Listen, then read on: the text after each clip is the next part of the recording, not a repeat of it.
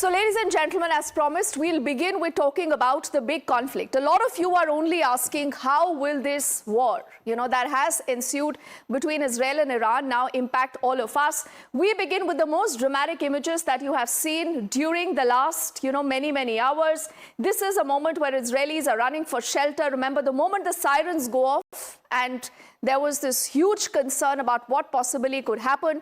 Just about last night, you've seen Iran launching dozens of ballistic missiles on Israel, and the target here was the civilians. Now, the civilians then later run to a lot of these bunkers the moment they see a lot of these sirens going up, and about 181 ballistic missiles were actually fired by Iran over Israel, is what a rough estimate really tells you. Now, the target, many said, was the headquarters of Mossad. That again is in central Tel Aviv. You see a lot of people helping each other, running, to safe places. This is a better shot of a missile that you see being fired in the air, and about 181. That is just a rough target as far as this particular act is concerned. A lot of questions are being asked as to what really led to this. Is this not a clear escalation?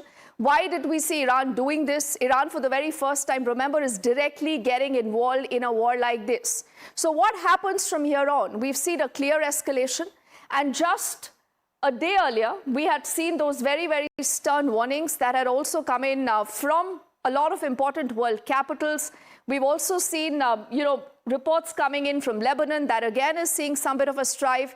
And the target, remember, were two military bases of Israel and the headquarters of the Mossad, like I just said. Also, the Israeli intelligence agency has for the moment said that this has not led to too much of a damage, but they say that we will avenge this. They say something like this cannot be tolerated, and we will be avenging this, and we will also keep in mind that this cannot be common practice.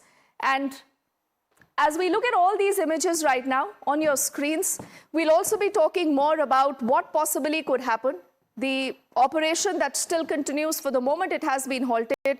But again and again, remember, the Iranian forces are right now on an alert. And as you look at all this, there is a lot of concern worldwide about what possibly could lead to this.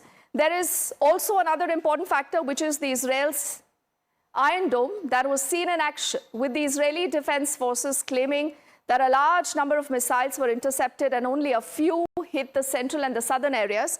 Now, what happens is, remember, the moment you have a missile that gets activated, Israel has one of the best defense services in the world. It also has the best technology. And this is where the moment, remember, you have any missile that gets activated, Israel has an Iron Dome technology that gets activated to ensure that all these missiles are repelled. The moment it is repelled, it does not hit the target, and that is essentially what we saw in play about last night. For over 2 hours, remember, we had seen a lot of this high drama playing out, and these little balls that you see right now on your screens here, these are all, remember, missiles. All those get repelled by the Iron Dome.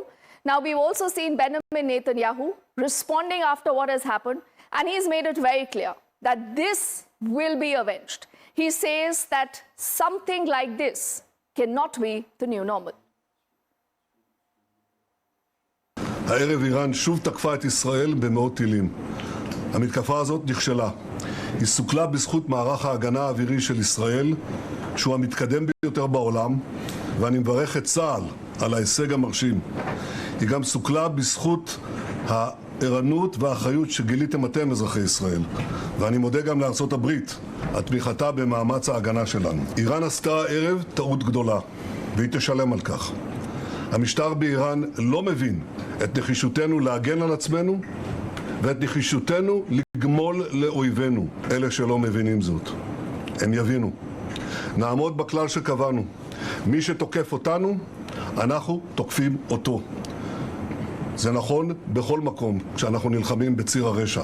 זה נכון ליהודה ושומרון, זה נכון לעזה, ללבנון, לתימן, לסוריה, וזה נכון גם לאיראן. אנחנו נלחמים בציר הרשע בכל מקום.